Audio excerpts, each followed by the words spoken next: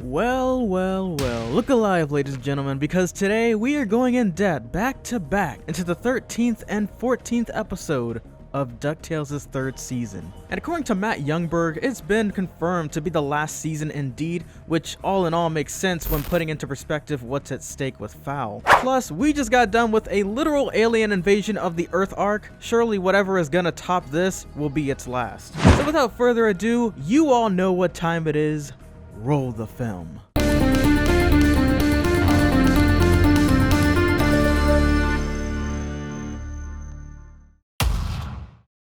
So to start us off, we have the gang meeting after the events of Let's Get Dangerous, having the reveal of Bradford openly betraying Scrooge's trust, which was something that Scrooge genuinely did not see coming. He gets so frustrated to the point where his alliteration game goes on to a whole new level. My most trusted business partner was surreptitiously spying like a sanctimonious snake of secrecy, sinisterly slithering and slimy. Oh, and he even placed Donald as a potential traitor during his meeting, alongside with Louie, reasonably so, Fenton, even though I totally was expecting Dr. Gearloose to be on the list, and we got Lil Bulb due to its anger problems, as well as Blue Screen Beagle, who I'm assuming we don't know the identity of. However, some people believe that this is a good Beagle Boy, and that it may be Megabyte Beagle, originally a villain in the DuckTales series and known for his much higher intelligence when compared to the other Beagle Boys. And knowing this show, the same one that made a beloved goofball turned into a realistically terminally ill bratty rich boy, I guess it wouldn't be too surprising if they flipped the script for one of the many members of the Beagle Boys. As for whether or not we've already seen this Beagle Boy before is unknown. The only one that comes to mind that possibly resembles this sketch is the Magician Beagle,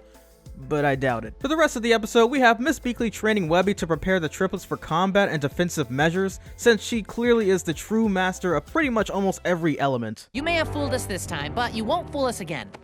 Ah! I've also been working on throwing my voice.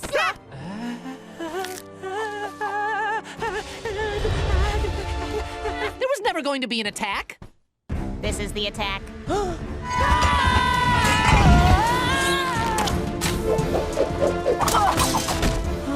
Finally. But then it gets progressively worse as Webby slowly begins to realize that not only do both Dewey and Huey suck at combat, but that perhaps pushing them to their limits a little bit too early isn't exactly a great idea. It mainly was a concept that was affecting Huey the most since he doesn't like to deal with the unknown. By the way, I told you this season was going to focus a lot on Huey. But we can tell that Miss Beakley's motives behind training all of them, especially her very own granddaughter, is to ensure their safety, as she's witnessed the dangers of FOWL in action many times before during her times with S.H.U.S.H. alongside with Scrooge. Donald as a guardian is understandable to this, but he even sees this as going too far. Thankfully, they all come together in the end before they hurt each other too much. But the other side of the story is about Louie, Scrooge, and Della being stuck inside of the trap portion of the mansion in an attempt to secure the bin. And this was due to Scrooge not inserting the correct password for all security systems to shut down. Or at least that's what we are to assume at that very moment. The first trial is a series of blades that can turn invisible with the help of ultraviolet camouflage technology whipped up by Gearloose and the help of his trusty sidekick, Lil Bulb. The trap ends up having a flaw in its design from Lil Bulb's light changing into a different color if it ever becomes upset, which is a common trait amongst them that Louie remembers about. Also, it was funny to hear Della rant about Gearloose after still being furious for him choosing black licorice as the default flavor for her oxygen gum. The next room of horrors was Miss Quackfaster's library of archives, where floor tiles can manipulate a person's direction of gravity depending on the pattern. Thankfully, with the power of books and once again Louie Ex Machina, the day is saved.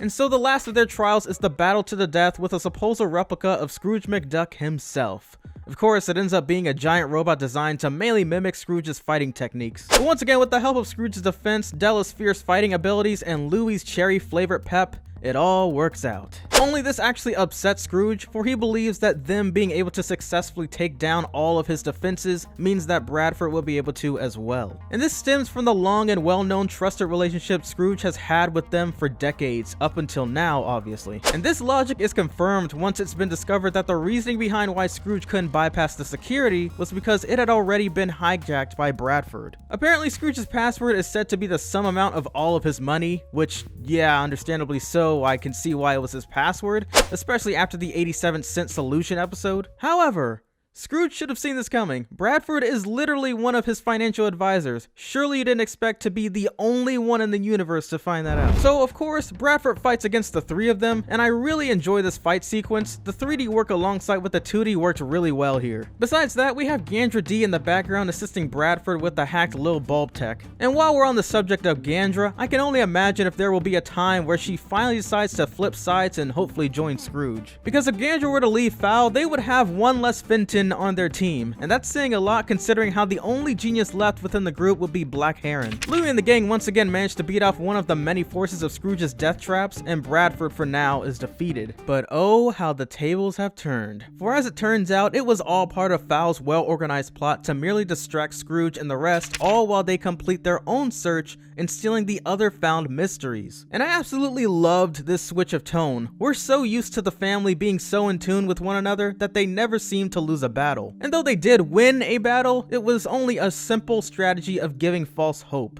The Harp of Nirvana with all of those hippies in episode 4, stolen. The plans to the Salego circuit from episode 12, gone. The Fountain of Youth from episode 9, vanished. And last but not least, even Gene the Genie manages to have his entire self being absorbed away by Phantom Blot. To which, by the way, I'm curious to know just how much more powerful that will make him. Surely it must be enough to have his gauntlet charge back up, but less than full capacity unlike his attempt at stealing Lena's magic. Clearly FOWL was only allowing the family to win each and every adventure for the sake of stealing it later on anyways, which is probably why people like Rocker Duck end up fleeing from the scene ever so passive. Because that was the whole plan the whole time. Well, that and he and Jeeves needed their youth back. And so now we gotta continue on to the 14th episode because after witnessing it, it's the perfect episode to combine with the recent one. Within this episode, Scrooge alongside with the triplets and Team Webby all help out in the search for another mystery marked in Isabella Finch's journal, the Sword of Swanstantine. And it all begins with the reveal of FOWL already ahead of the game, waiting for the gang to try and collect the pieces to the sword before they do. So the race begins with the rest of the gang teaming up with one another as Scrooge dukes it out with Black Heron. The first thing to grab was the base of the sword, or basically the handle, which was assigned to Huey and Webby, who have been doing quests jointly for quite some time. So sorry, it's just really difficult to say doing. Oh my gosh, Dewey, you got me doing it. They have to make it up to the top of a statue placed onto a building before Gandra D does, who throws a flashbang blinding them in the process. Miraculously, however, is Dewey's incredible over-the-top unrealistic luck in climbing obstacles blindly without any fear due to his strength and confidence. This man literally was just talking about how he couldn't get to heaven since legends live forever.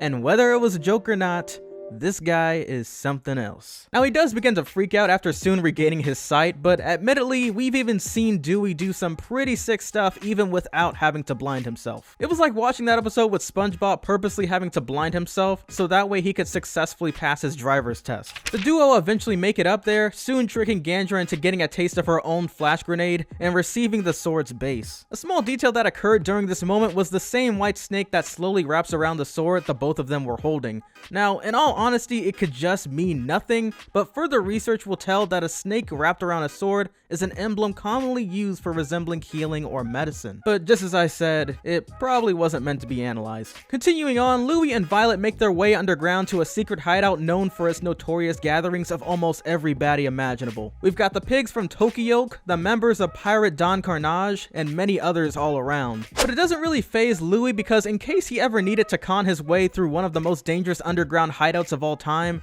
he already had a major lie in place. The lie being that he's a silver-tongued serpent with many talents, powers, and history with other ancient beings who also was afraid of him. The lie didn't help much though, as Rocker Duck is revealed to be ahead of the game and almost in possession of the sword's guard. In order for one of them to claim the guard, one must consume the most amount of spice until the other either dies or sweats first. And even with Louie doing his usual schemes, it nearly gets them in serious trouble and almost costs them their lives. That is until Violet goes full throttle on the spices and eats all of it, which is something you'd think Rocker Duck would do, especially after he just admits that all of his sense of taste had gone away after being thawed out. I guess the Fountain of Youth can't exactly heal whatever condition a person has, even if they are somewhat rejuvenated. Anyways, Violet and Louie win, cause as it turns out, despite Rocker Duck exposing Louie's true identity, it turned out that the truth about their history was more magnificent than the lies festered up by Louis, which was a lesson in and of itself I personally enjoyed, because Louis time and time again has always felt as if he has to con and fib his way out of every nick and cranny, yet he never seems to come to the realization of just how special he already is. And the same can be said about Violet. She too had some history to boast about,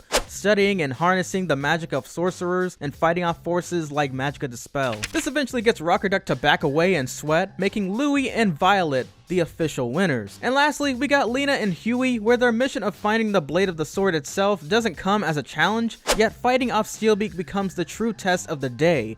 Mainly for Huey. I'm sure that I can vouch for everyone when I say that this moment in the episode made so much sense. Before Steelbeak has a chance to even attack the both of them, Lena uses her powers to pause reality and enter inside of Huey's mind to figure out how to defeat Steelbeak using multiple scenarios. And one by one, each trial would end in one failure after the next, with Huey becoming more frustrated by the second. He claims that he would rather not give in a fight, but to instead strategize his way out of the situation without violence, which clearly isn't possible with a lightheaded moron like Steelbeak. The dude's charm at this point is that he barges in and fights. No form of compromising. Huey's anger eventually leads to the formation of a door that can unleash the other side of Huey, a version of him that we've seen glimpses of on multiple occasions. Look at me, everybody, now I'm the Duke of making a mess.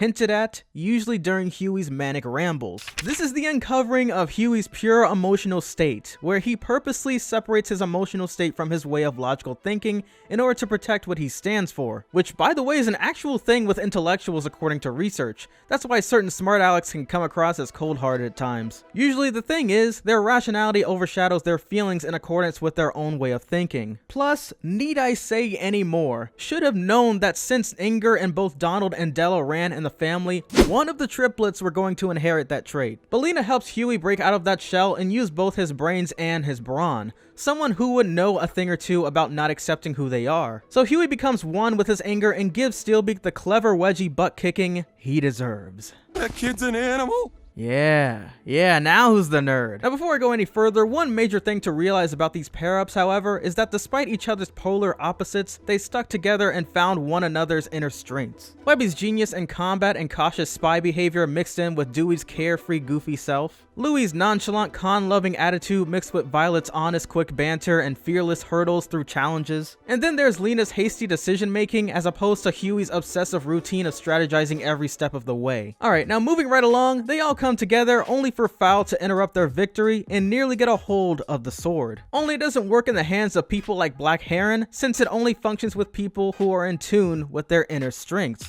And so it's launched right back with Scrooge, who has his inner strength as his family, something that's been the main component for him since the end of the first season. But what I absolutely love about this conclusion is that just like the 13th episode, the villains technically still had their victory, as Black Heron shows a feather, more than likely from Scrooge after fighting him with a blade attached to a robotic hand, and says that the mission was a success. Now, it's not specified who exactly is the director she's referring to, but for some reason I don't believe she was talking to Bradford. Though he's more than likely to be the main conspirator, I can't imagine her calling him a director.